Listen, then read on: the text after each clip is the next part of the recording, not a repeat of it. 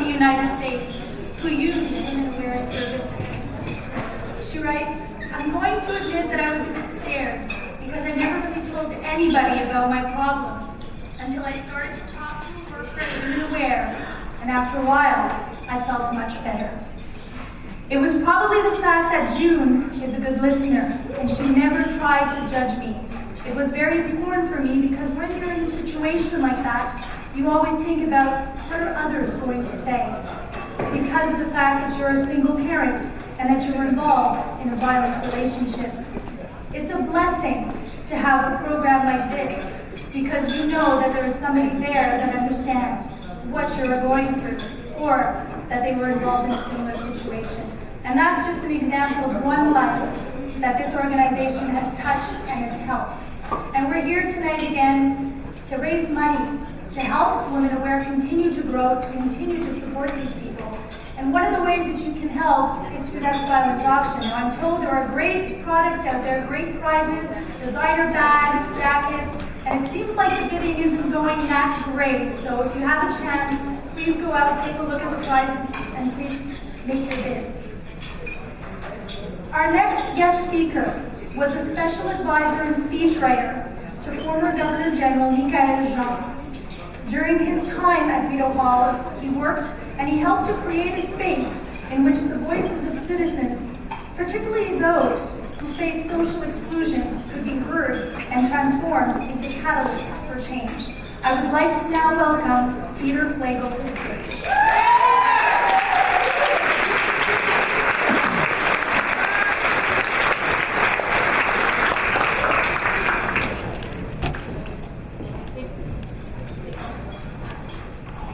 Joanne McDonald, June Mitchell, les invités, chers amis, je suis vraiment ravi de me joindre à vous ce soir pour le gala Vers la gloire de l'organisme Femmes Averties.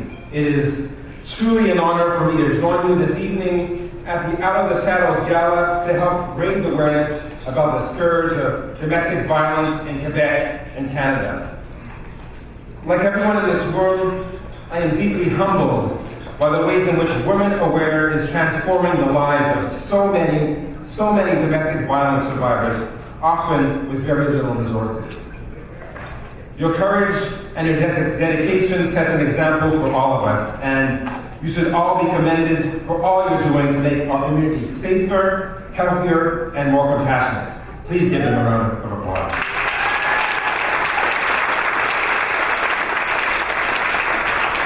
Let me begin by thanking the organizers, and particularly my good friend June Mitchell, for inviting me to be part of this beautiful gathering of hearts and minds.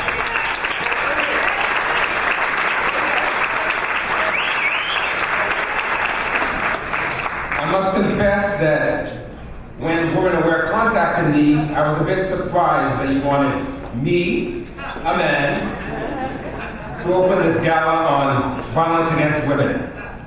I honestly wondered for a moment whether it wouldn't be more appropriate for a woman to speak in my place. But as I reflected on the gravity of the situation and pondered ways to tackle the problem more effectively, I began to grasp the wisdom of your decision. For women should not carry the burden of fighting for their security, their equality, and their well-being on their own. Les hommes ont la responsabilité de lutter pour les droits des femmes. Men have a moral responsibility to fight for women's rights. For it is only when we will all take a stand for gender equality that the world will be fully liberated from the shackles of misogyny and sexism that affect everyone irrespective of race, ethnicity, creed, or gender. Parce que atteindre l'égalité des sexes est primordial pour la création d'un monde dans lequel chacun et chacune peut atteindre son meilleur potentiel.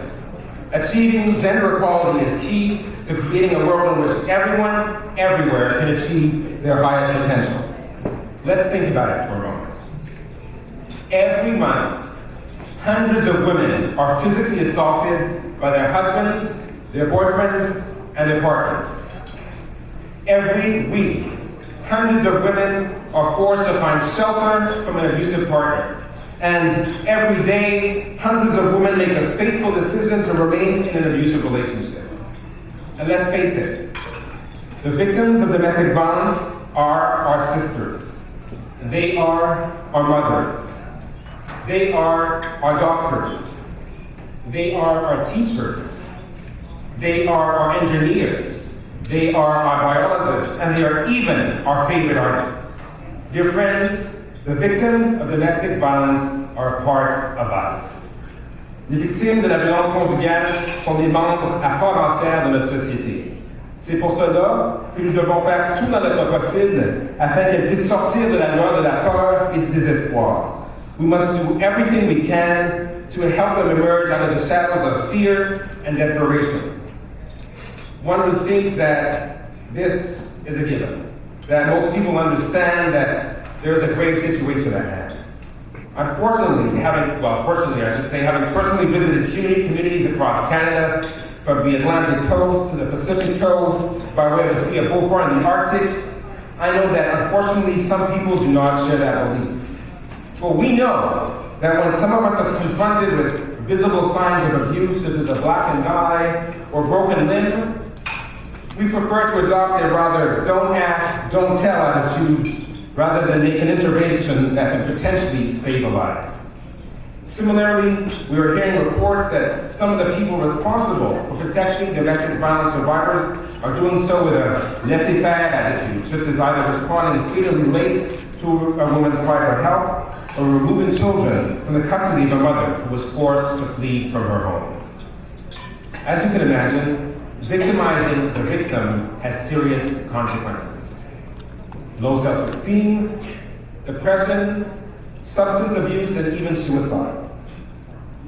From my conversations with people at women's shelters and teenagers and young adults, I realize that this all too pervasive code of indifference reflects the belief that domestic violence is a private matter, not warranting serious public concern.